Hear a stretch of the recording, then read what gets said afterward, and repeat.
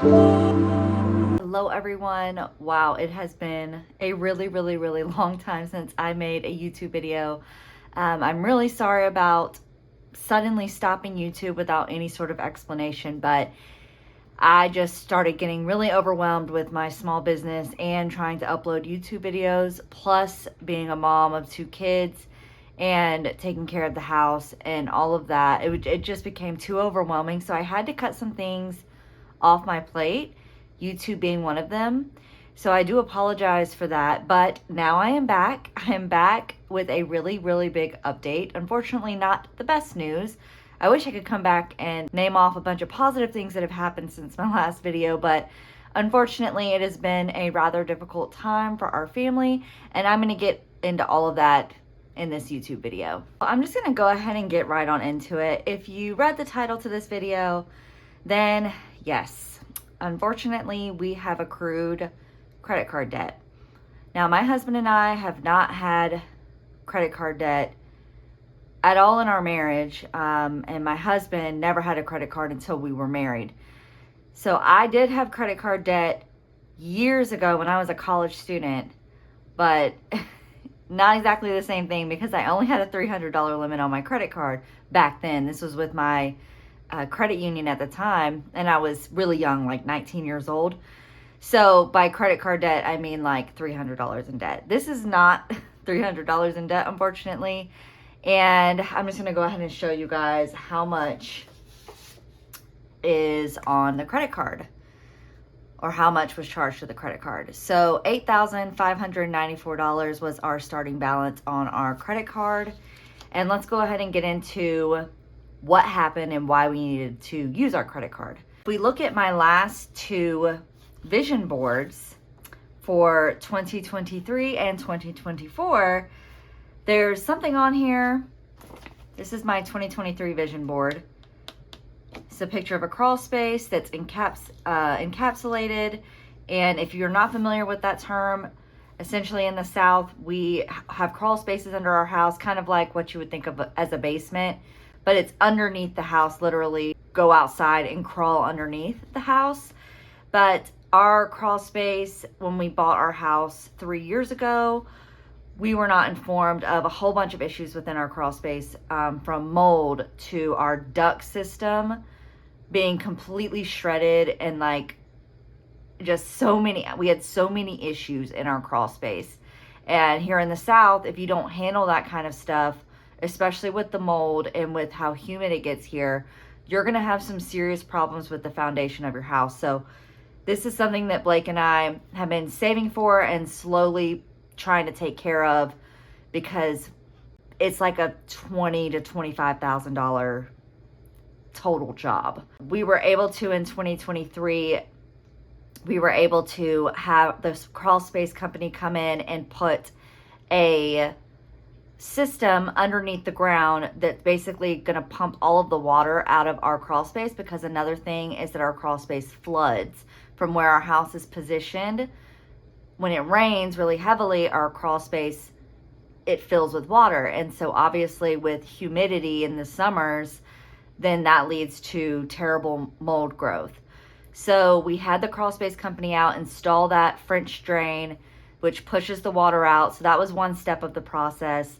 And then for them to actually come out and encapsulate everything, which means they're putting this really thick, I can only think of it as like a tarp, but it's not a tarp.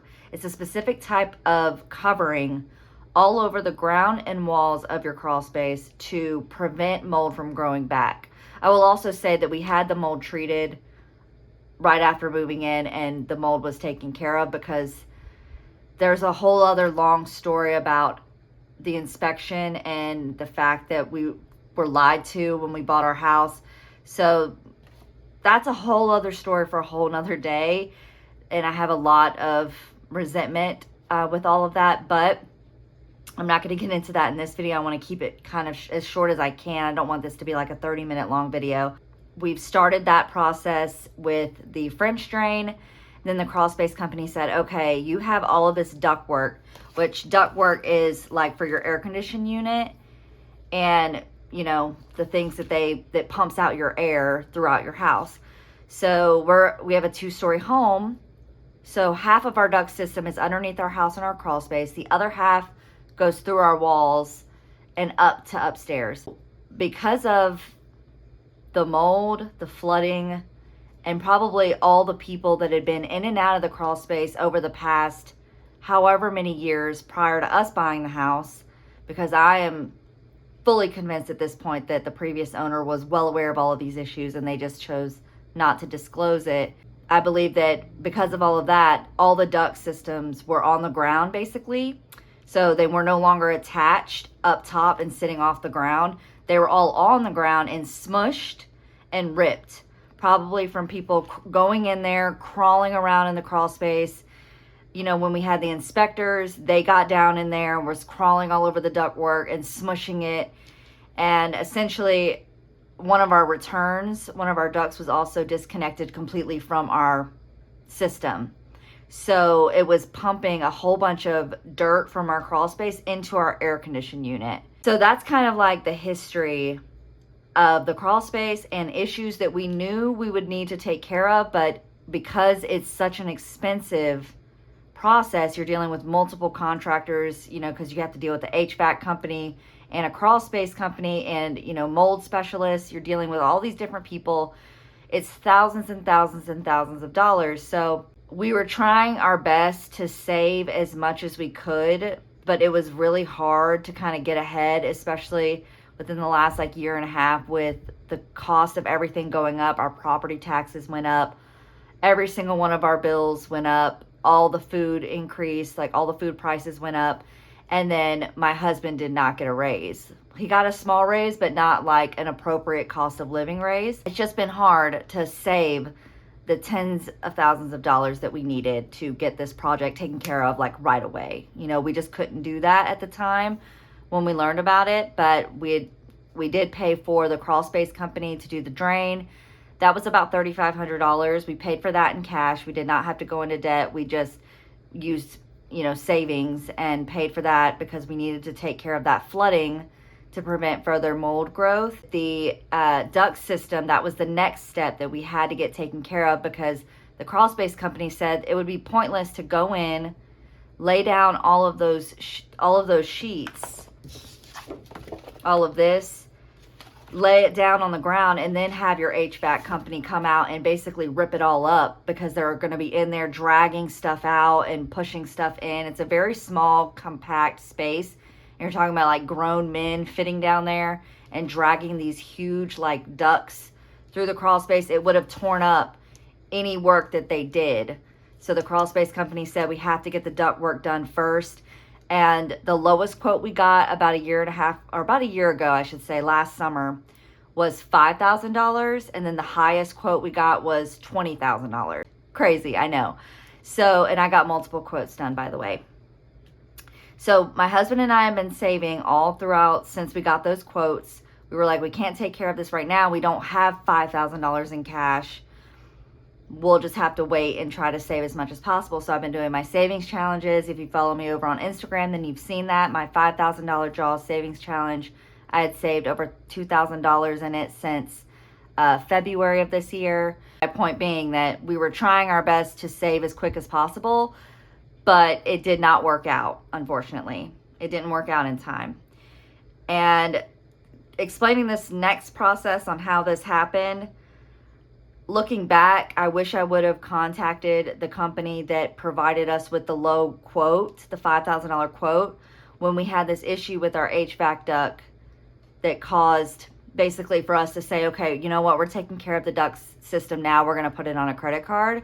Our AC stopped working and our house got up to like 85 degrees. We're in Georgia. I know that there's some areas where you don't need to run your AC during the summer. Here in Georgia, it gets extremely hot and extremely humid, and we have to have AC. It is a requirement for us, and we also have a tortoise now. We got our kids a tortoise in April for their birthday, and he does live inside in his enclosure. If we don't have air conditioning, he will die. So it was kind of at that point an emergency when the HVAC stopped working. Instead of calling the previous company that I had gotten that low quote from, I called who I believed was the company that initially installed the HVAC system. without getting off track too much and getting it all confusing, but the previous owner had a new HVAC system, like the actual air conditioning system installed right before we moved in. But we didn't find out until after the fact that whoever did that work, they did it off the books. They were a personal friend of the previous owner, so it was not on the books. My old phone had correspondence with that gentleman, with the man who installed the HVAC system, but I no longer had that information with my new phone. So I went off of his name and I put that into Google and I did HVAC, owner. He was the owner of this HVAC company. I called the first thing that came up. I called and I asked him, I was like, hey, does so-and-so work there? Did he install this HVAC system? And of course, I'm speaking with the receptionist. She's looking in the computer and she's saying, I'm not seeing that here. And I was like, okay, I know you don't know me at all and I don't know this gentleman at all, but from what I understand, he did it off the books so it wouldn't be in the system.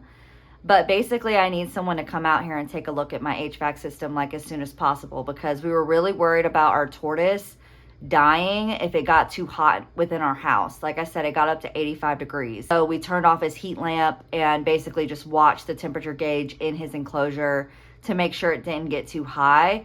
But it was absolutely an emergency. We had to have someone out like right then. So I wasn't thinking very rationally. Since I had them on the phone already, I was like, okay, well, do you have a technician that can come look at the HVAC system? And she said, yes, someone can be there within like 30 minutes. And they came, they looked at everything. They told us that the issue was a piece in the HVAC system had gotten frozen from what I mentioned before about like all the dirt and dust being pulled from the crawl space into the HVAC unit for a period of time. It has caused these coils to like overwork and freeze essentially. I also want to mention that during this week that this happened and our AC had stopped working, we had it's almost laughable how many things broke in our house before the AC stopped working. We had a broken TV, a broken iPad, a broken refrigerator. Blake and I were just beyond stressed, and this was like kind of, the cherry on top of the cake for us was the AC not working. I was so stressed out, and when they came and told me what the problem was, and of course they went into the crawl space and they were like, hey, were you aware that you had basically a non-working HVAC system, like a duct system? And so I had to let them know, like, yeah, we're aware of this, but we've been saving money and we're trying to get money together to get this taken care of. The company told us, well, we can patch up your ductwork for $2,000. Now, every other company that I had gotten a quote for, they said it was not because some companies can, or some instances you can patch up the ductwork. Like if there's a small rip in it, they have equipment that can patch up that rip. Well, I'm going off of what the professionals are saying, and I let them know that, and I was like, well, I got a bunch of quotes like a year and a half ago or a year ago, and they said they could not patch it, but you're telling me you can patch it? And he's like, yes, we can for $2,000. And he's like, we can go ahead and take care of that for you now. That way you won't have any further issues once we fix these coils in the system itself. Because once they fixed that, they were afraid like, well, you might have this issue again because you're going to be running your AC constantly because it's so hot that they might just freeze right back up again. And you're going to have the same issue. Your AC is going to stop working. So I was like, you know what? I have $2,000. Let me just go ahead and agree to them going and patching it up. Well, of course, they come out. They go down there to patch it up. Then they come tell me, oh, we can't patch it up. You need a whole new system. And I'm pissed because they're like, okay, it's going to be an additional $6,000. And I'm really frustrated at this point because I'm like, listen, y'all are the professionals. Y'all are the ones that came here and told me that you could patch it. I counted on that and I signed the contract for y'all to patch it. And now you're telling me after you've started the work and you've gone down there and you've taken care of some of it, they were able to patch some pieces, that I need a whole new duct system in a certain area of the crawl space. And he was like, yes. And I'm greatly sorry for that. Normally we would not replace an entire HVAC duct system in the summertime. Like it's just too tedious of a job but we'll do it for you since we messed up. And I'm just going to be completely honest with you guys. This isn't the best, looking back, this isn't the best decision I probably could have made in the heat of the moment, but I was literally just like, fuck it. Take care of it. I'm putting it on a credit card. Like, I don't care. Just take care of it. I don't want to worry about this anymore. I don't want to stress about this anymore. I am so tired and burnt out on contractors who tell me one thing and then it's another thing. And I don't want to deal with it anymore. So y'all just fix it. Charge me the total of $8,000 and I'll take care of it and I'll figure out how to pay off the credit card, whatever. Y'all just go ahead and fix it. And they did. They fixed it like within a day. So now we have working AC and all throughout our house. It's actually wonderful because we've only had working AC in half of our house up until this point, and that's been the upstairs, which is where our tortoise is, by the way. Our tortoise is upstairs. Extremely stressful week for me, and yes, an impulsive decision to just go ahead and go into credit card debt, and this is where we're at. And so the additional money, the $594, that was for the coil system and like replacing that and the labor. And then, you know, a couple other things. This was our starting balance on that credit card was $8,594. Our first time being in credit card debt. So yeah, not happy about it, but this is our plan to pay it off, at least for right now. I had made a payment towards the credit card and it was a little over $300. And unfortunately, the interest on our credit card hit and the interest on that was $211. So $211 out of the $300 payment that I made went towards an extra interest charge on that credit card. So needless to say, I am definitely motivated to pay this off as soon as possible. I remember the exact moment years ago when and saw how much of my monthly payment was going towards my car payment, how much was actually going towards principal and how much was going towards interest, and how infuriated that made me and how frustrated I was that for years I'd been paying on this car and such a huge chunk of every single monthly payment that I made didn't even go to the principal. And that was the moment that I decided to kind of get like, I don't follow Dave Ramsey, but how Dave Ramsey would say it is gazelle intense. And so that's when I decided to like get gazelle intense and pay off the car. And that was years ago, and we haven't had a car payment since then. This is definitely a new experience for me. This is a new kind of stress, knowing that you have this debt and knowing that every single month that it sits there and you're paying it down as best you can, that more and more interest is going to get added onto it. And it's so frustrating. It's so beyond frustrating. And this has just been a really hard month, I should say. But let me tell you guys how we're paying this off. We have savings. I've been working really hard this year. We all have, but we've been sacrificing a lot in order to save as much money as possible this year. We were trying to build up our emergency fund. Well, it looks like we're gonna have to use all of that, not all of it, but a good bit of it, to put towards this credit card, which really upset me at first, but now I'm okay with it. I'm grateful to at least have that savings rather than not have anything and us only being able to make minimum payments, because that's where we would be right now. I mean, things are very, very tight right now for us. We have a lot of other stuff going on, other outside factors that are affecting our finances. So it's just a difficult time for our family. We're going to be using savings to pay this down a little bit. This envelope here, I unstuffed my JAWS 5K savings challenge. So I started that in February, like I mentioned before. And my goal was to save $5,000 in 12 months, which is a big deal for us. And so I had saved just over $2,000 since February. And so I unstuffed those envelopes, and that $2,000 will be going towards the credit card to pay that down. We also have some other savings in our high yield savings account, because I don't keep all of my savings in cash. I keep some in cash in my savings challenges. And then I have sinking funds online that I contribute to bi-weekly or monthly or however often I can. It just depends on the sinking fund.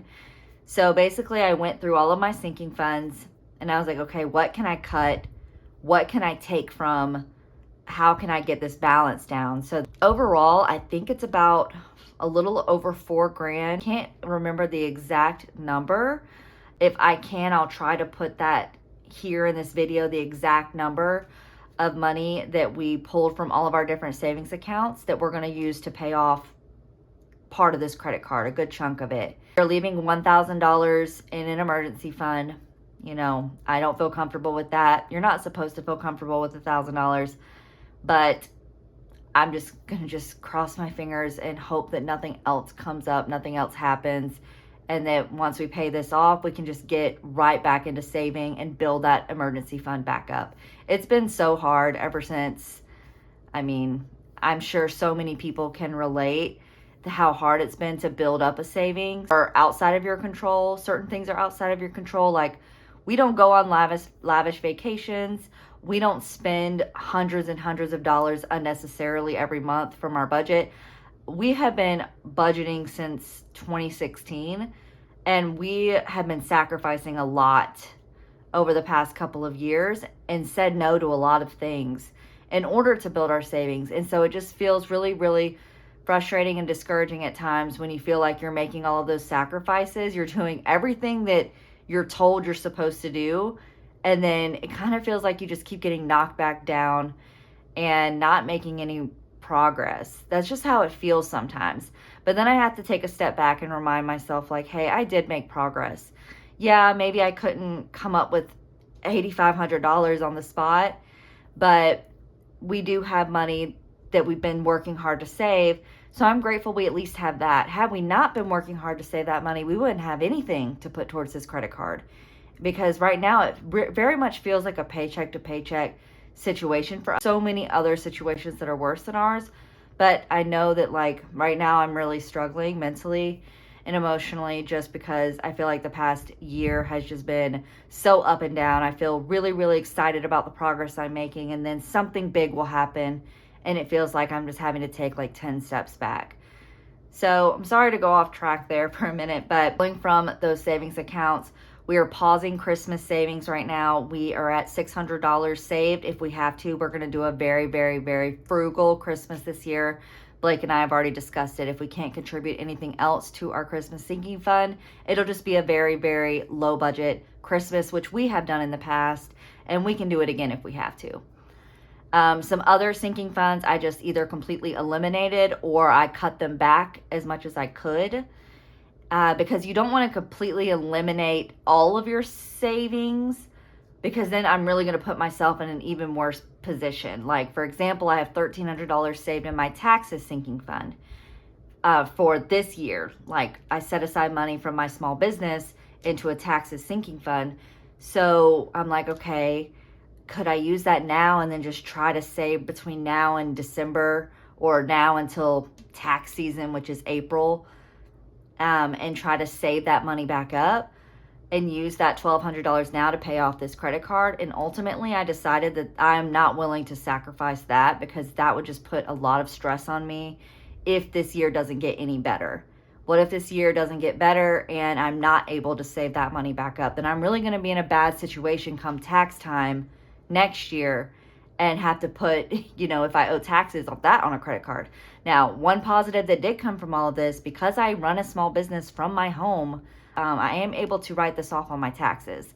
Any work that's done on my house, I'm able to write off on my taxes. I also got a new roof this year, so I'm able to write that off on my taxes. So that's at least one positive thing that's coming out of this. But there are some sinking funds that I decided not to touch, so we still have a little bit of a buffer and a little bit of savings, rather than draining everything to like go ahead and just pay all of this off right now, because I really feel like that would kind of put me in an even worse position if things don't get better this year. Now I'm really focusing on my 52-week savings challenge. So this is a new savings challenge in my shop, and I just started this. But essentially, you can do this in a year, but I'm just contributing as much as I can, as often as I can, and I'm going to try to get this taken care of, or get this filled as soon as possible. Once I finish it, I'll have $1,378 saved, and every week I'm putting money from my variable expense envelopes to the side to cash stuff in my 52-week savings challenge. And then probably, I don't know when, if it'll be like every month or every other month, I'm gonna take the money out and pay it towards the credit card.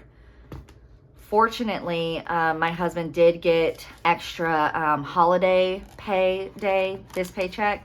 So we are gonna be able to make a good chunk payment this month on top of the savings, like using our savings.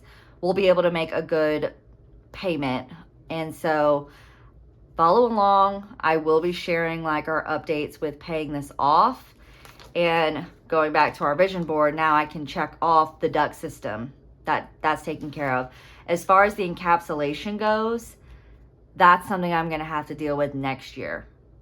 And I'm just gonna hope when they come and do their inspection in October or November, when the crawl space people come, that there's no activity of mold now that we've gotten rid of the water down there and the wood has been treated for the mold. Hopefully there's no more mold. The encapsulation, that's an additional like $3 or $4 grand. So that's something we're gonna have to address next year. That may be something I have to put on a credit card next year. Hopefully this year gets better with our income and we can increase it. I'm working on that with my small business, working on increasing my income, growing my brand. And so if you guys are interested in following along on Instagram, I post every day pretty much and a lot more frequent updates. But my Instagram is at Willow Horror Shop, and I will be updating on YouTube like longer videos. I just don't have like a set schedule yet. My kids are going back to school in a few weeks. I know it's going to be a very hectic time period. So I'm not going to make any promises on I'm going to post every Wednesday or I'm going to post every other Thursday, or I don't want to set up a schedule and then disappoint you guys. But I I promise I'll make a point to come on here and give you guys updates on the debt and how we're paying it off and also how we're increasing our income. And it's also, if you want to see anything else on my YouTube channel, please give me ideas. I'm open to anything. Let me know in the comments if there's any other type of videos you want to see on YouTube. I'm open to lifestyle, things. If you guys want to hear more about like my personal life or anything like that, I'm open to all of that. Just let me know what you guys want to see. But thank you guys so much for tuning in. Thank you guys so much for sticking around. Even though I kind of ghosted you, I apologize for that again. But as you can see, it's been kind of hectic over here. But I love you guys. Thank you, thank you, thank you. And I will be back on later. Follow me over on Instagram if you want to see more frequent updates. Thank you guys so much, and I will talk to you in my next video.